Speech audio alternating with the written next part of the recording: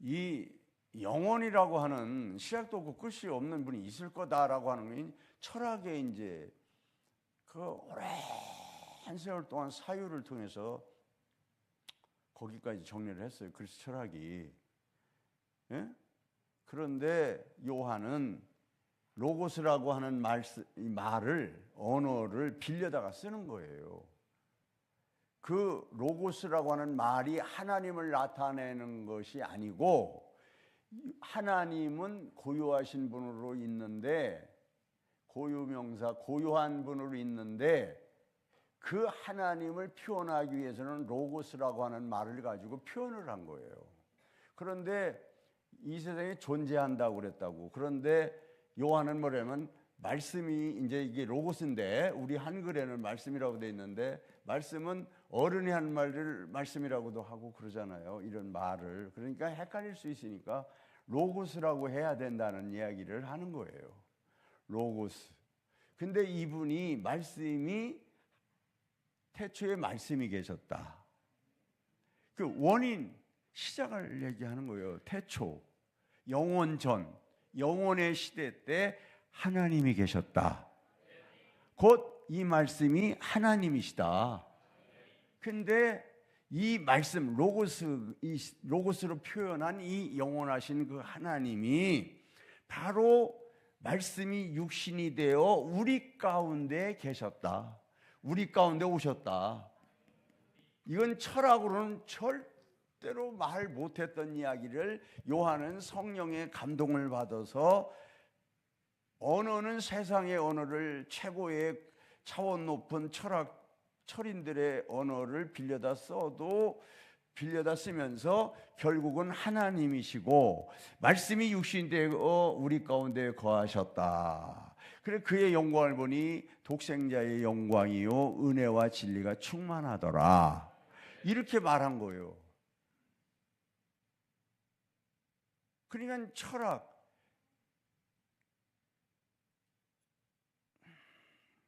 이게 이렇게 간단하게 얘기하지만 굉장히 어마어마하게 복잡한데, 우리 철학 교수과 여러분들은 귓구멍에 딱지가 떨어지려면 6개월은 걸린다. 아무 말도 이해를 못하지만 내 말을 그냥 들어라.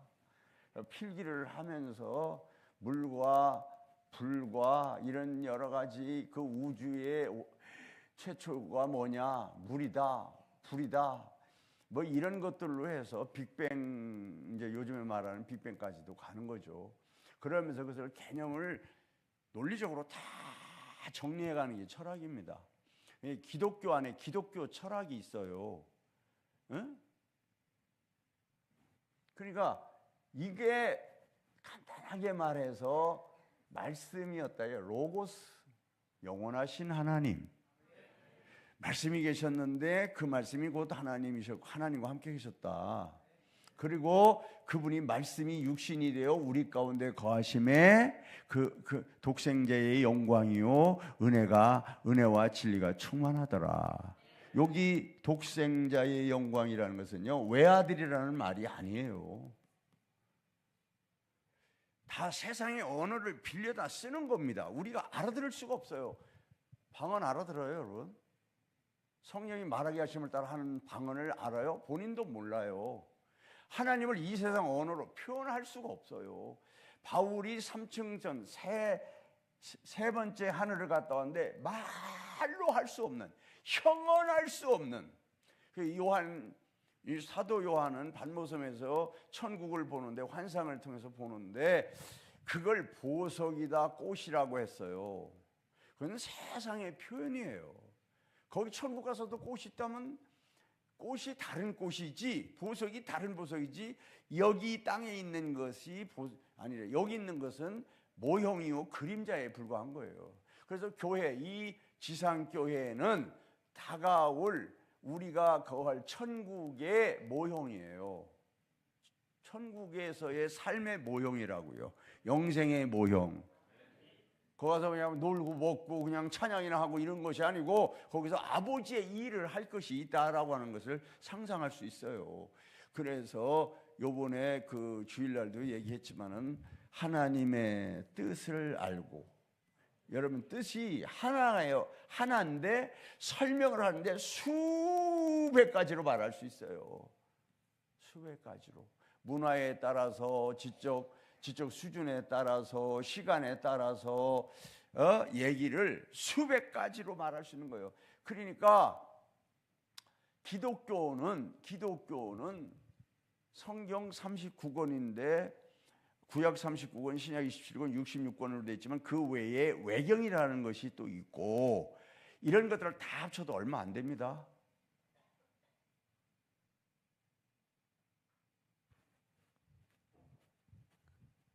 여하튼 그거만 하나님의 뜻을 알아야 되고, 예수가 무엇을 하셨는가, 예수 그리스도가 오셔서 뭐 하셨는가. 예수라고 하는 말과 예수 그리스도라는 말은 두 가지 단어예요. 하나님의 이름 예수, 그리스도 기름 부음 받은 자, 하나님의 일을 하러 오신 분, 예수가 하신 일을 알고, 그리고 성령께서 알게 하시고 알게 한다면 깨닫게 하신다 이 말이에요. 믿게 한다 이 말이에요. 예? 그래서 궁극적으로는 성령이 오셔가지고 뭐래요? 죄에 대하여 말합니다. 죄에 대해서, 교회에서 죄에 대해서 말하지 않으면요 교회가 아닙니다. 그거는 일반 종교예요. 마음 편하려고 교회 오는 건 아니란 말이야. 예수를 믿어 교회를 와서는 말씀을 들을 때는 반드시 교훈이 있고, 교훈도 있고, 책망도 있고, 바르게 함도 있고, 의로 교육하는 거예요. 여기서는 사람의 의를 말하는 게 아니에요. 하나님의 의를 말하는 거예요. 예? 바르게 한다는 게 뭐예요? 바르게 하는 것을 아는 게 뭐예요? 공의예요. 세상의 공의와 예수께서 하나님의 뜻을 따라 예수께서 가르쳐 주시고, 예수께서 보여주시고 성령께서 가르쳐 주신 의는 달라요. 공의는 세상에서는 징벌을 하는 겁니다. 보복을 하는 겁니다. 뺏어버리는 겁니다. 과징금을 물리는 겁니다. 그러나 예수 믿는 교회는 뭐냐? 그냥 손절 대신에 네 눈 속에 있는 들보부터 뽑아서 봐라. 그러면 그의 가치를 알아볼 수 있다 이 말이에요. 교훈은 어디서 옵니까? 구약 성경에서 많이 가져오는 거예요. 교훈은 지나간 이야기를 교훈하는 겁니다. 지나간 사건을 가지고. 오늘날 요단강이 갈라질까요? 안 갈라질까요? 갈라질 이유가 없어요. 모세가 돌판을 던져서 깨서 다시 올라가서 또 40일 또 있다 또 내려옵니다. 그 사건 끝났어요. 지금은 뭐가 계속 진행 중이에요? 하나님의 뜻, 예수 그리스도의 복음이 성령으로 말미암아 세상 끝까지 증거돼야 되는 겁니다. 그래서 기도가 쉬지 아니하고 예배가 쉬지 아니하고 찬양이 쉬지 아니하는, 한 덩어리로 말해서 모이는 예배가 쉬지 아니하는 것은 하나님의 뜻이 지금 가고 있는 거예요. 세상을 향해서. 그래서 이제 이렇게 이 말씀이 있는 것이다 이 말이에요.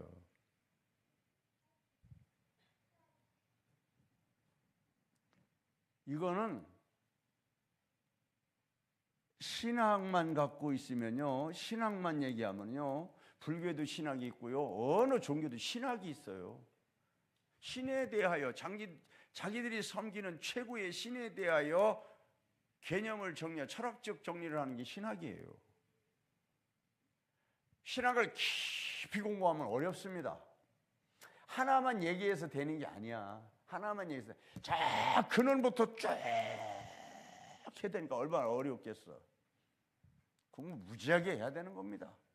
그러니까 켈빈이 법학도였단 말이에요.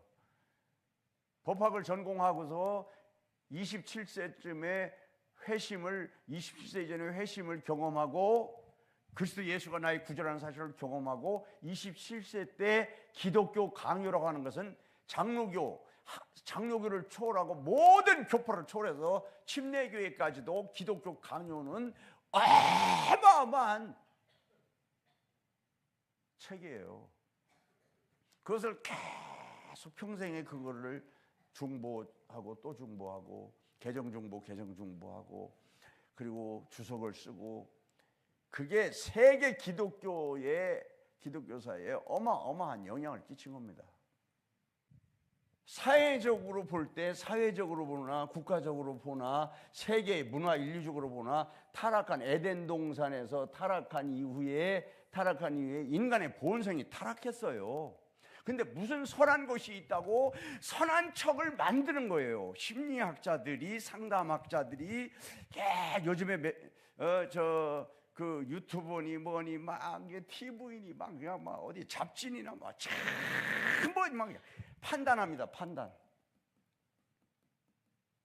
이런 사람들하고는 밥 먹을 때 이런 말하면 손절해야 할 사람, 밥집에 갔는데 계산할 때 막 이렇게 말하는 사람은 손절해야 될 사람, 이병철이 그림 그려놓고 하더라고. 내가 그 얘기 듣고 내가 충격받았어. 내가 그래서 이 자아 심리학에 대한 것을 비판 좀 해야 되겠다라는 생각을 갖고 내가 그냥 어설피 얘기하는 거예요. 지금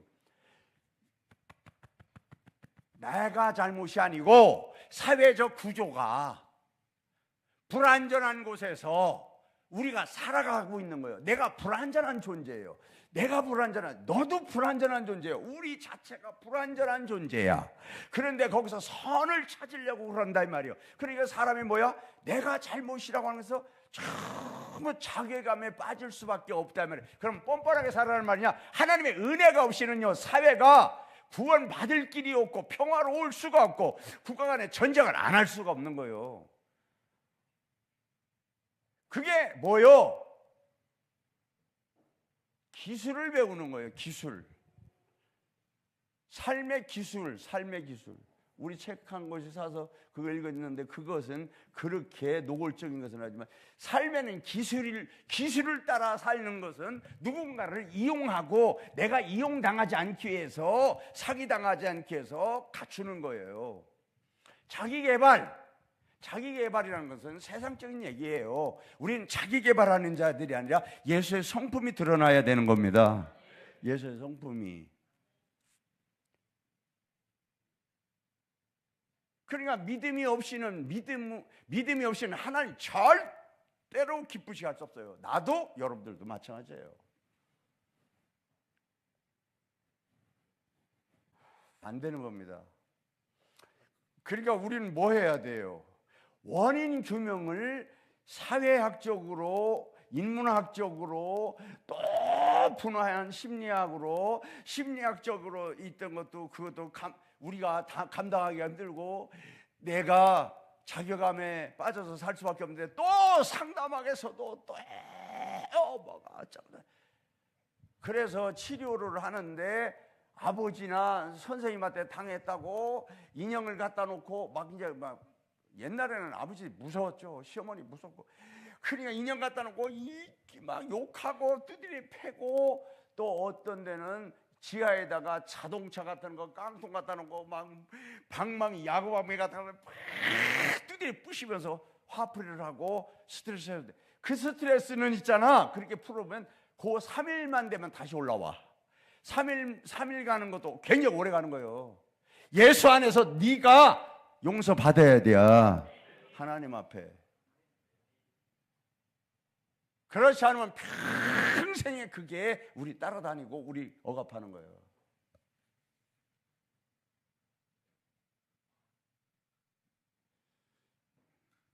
그래서 믿음은 자라나는 생명과 같다. 여기 내가 제가 그 말씀을 안 써서 믿음의 장성한 분량까지 자라가라. 믿음은 자라가는 거라는 얘기를 몇 년 전에 얘기했어요. 믿음은 단번에 완성되는 것이 아니라 씨앗처럼 자라나는 생명과 같습니다.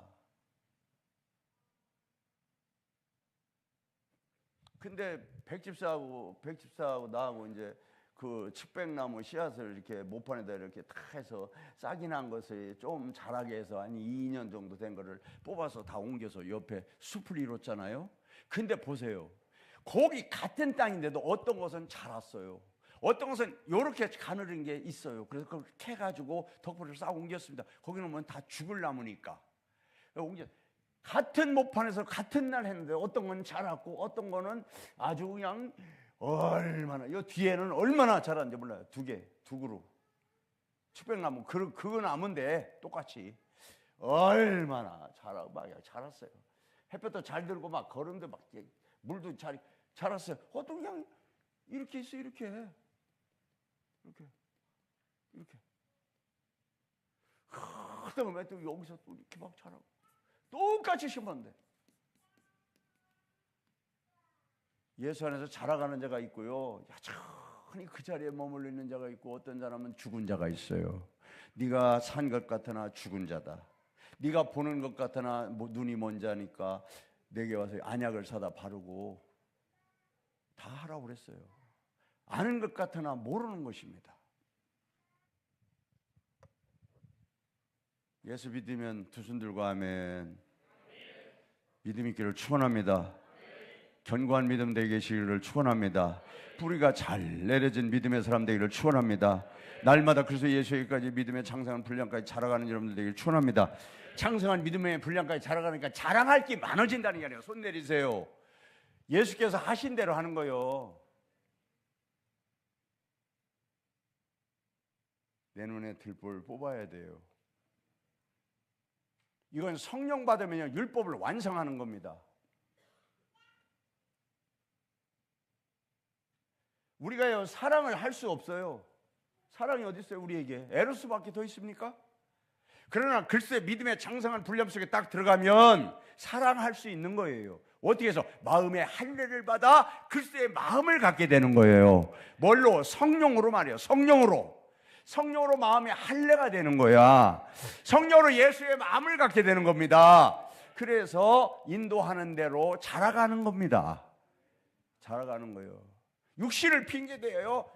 이렇게 할 수 없어요. 성령으로 말미암아.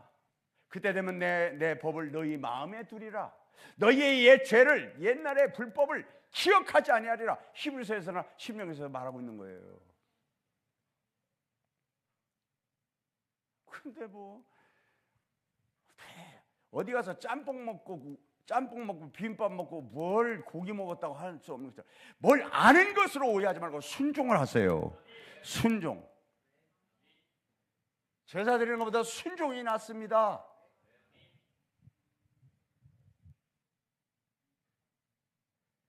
자라가야 돼요. 지식도 자라가고 삶도 좀 개선되고 신앙도 자라가야 되고. 우리의 모델은 누구예요? 예수예요. 예수. 교회가 그게 없다면 무슨 교회입니까?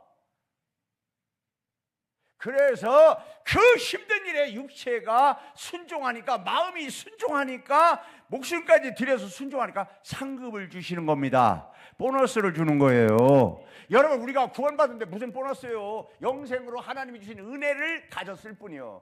불꽃 가운데서 불꽃 가운데서 겨우 구원받은 것처럼 가는 겁니다. 그러나 그 말씀을 지켜내느라는 거예요. 애를 쓰고 수고를 하고 하면 상을 주시겠다는 겁니다. 상 주시는 일을 바라보고 예수를 바라보고 예수를 옷 입어서 자라가기를 축원합니다.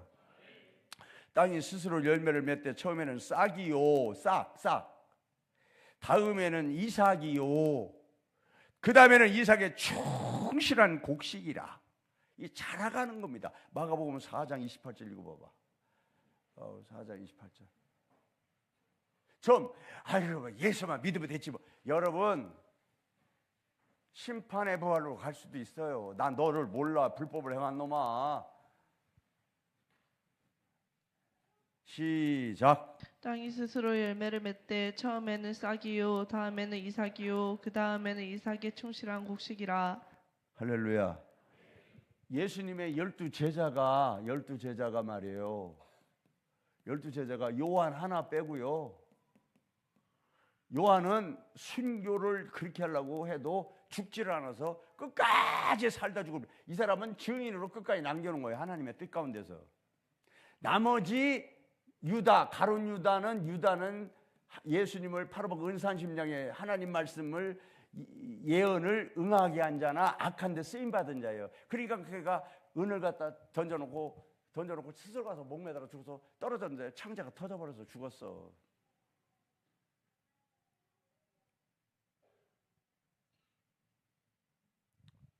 그러고는 사도 바울까지 해가지고 모든 제자들이 그의 죽음을 처참하게 죽었습니다. 영광 중에 죽은 자는 하나도 없어. 요한만 수명 다 하고 죽었어요. 불로 태워 죽이고, 펄펄 끓는 물에다가 담궈서 죽이고, 목을 참사해서 죽이고, 거꾸로 그냥 십자가에 매달아 놓고 죽이고, 죽었어요. 바울은 얼마나 돌멩이로 두드려 맞았는데 죽었어요. 그래서 사람들이 죽은 줄 알고 성 밖에다 버려버렸어요. 하나님이 사명이 있으니까 그 영혼을 취해야 한가 하시고, 그가 다시 살아나서 끝까지 복음 전하다가 순교해서 죽었습니다.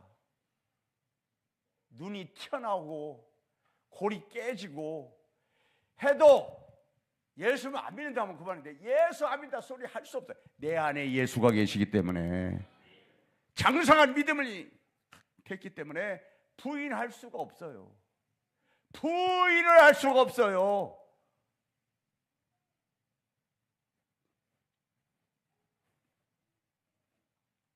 부인할 수 없어요. 자라가시기를 축원합니다. 그 돈 몇 푼 드렸다고 아까워합니까?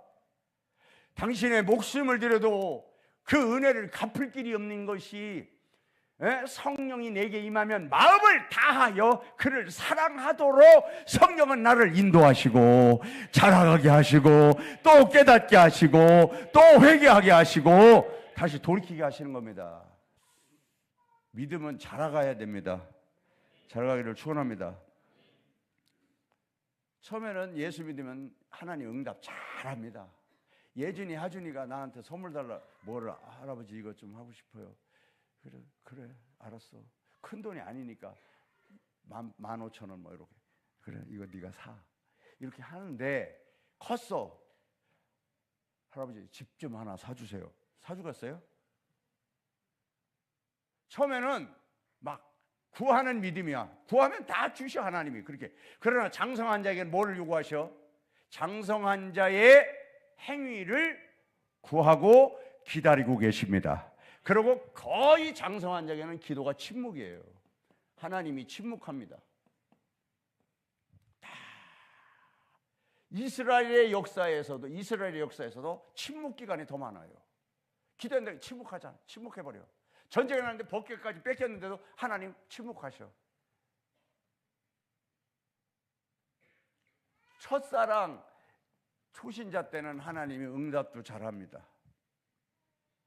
구하는 믿음이 초보자의 신앙이에요. 그 다음에는 점점 잘합니다. 싹이 있다가 이삭이 있다가 알곡이 있다가 다 하나님 앞에 무엇을 해드릴까? 내가 하나님께 어떻게 할까? 라고 할 수 있는 장성한 자들 되기를 축원하고, 말씀을 이루었던 예수를 본받는 여러분들 되기를 축원합니다. 믿음의 시작은 하나님을 찾는 것이다. 구하는 믿음이란 두려움과 절박함 속에서 하나님께 도움을 요청하는 단계이다. 하나님은 그 자리에서 우리를 만나주시고, 하나님은 구하는 믿음을 외면하지는 않습니다. 부족한 상태일지라도 하나님께로 나아가는 여러분들 되기를 축원하고, 구하라 그러면 너에게 주실 것이요, 찾으라 그리하면 찾아낼 것이요, 문을 두드리라 그리하면 너에게 열릴 것이니. 여러분 성령까지 받아놓고도 계속 뭐 인간적인 거 기도합니다. 하나님 응답하는 거 아닙니다. 그냥 이루어질만 하니까 이루어지는 거예요. 지나갈 만하니까 지나간 겁니다. 그걸 하나님의 응답이라고 여러분 오해하지 마세요. 그거 구약적이고요. 이미 끝난 거 교훈이나 할 수 있는 거지, 그건 하나님 응답이 아닙니다. 주님이 일러주신 기도에 그런 것 자체가 없어요. 그의 나라와 그의 영광을 구하고 그의 의를 구하는 것이 우리가 마땅히 해야 될 기도예요. 그것이 하나님의 뜻이고 예수께로 자라가는 겁니다. 그러면 뭘 기도해요, 목사님? 나라의 안정을 위해서도 기도하고, 나라가 그리스도인들이 되기를 원하고, 정치주도 어쩌고 저쩌고 기도하고, 이것도 우리의 바람일 뿐이지 하나님의 응답은 이미 다 해놓아서 주 예수를 믿어라 그러면 너와 내 집 구원받는다.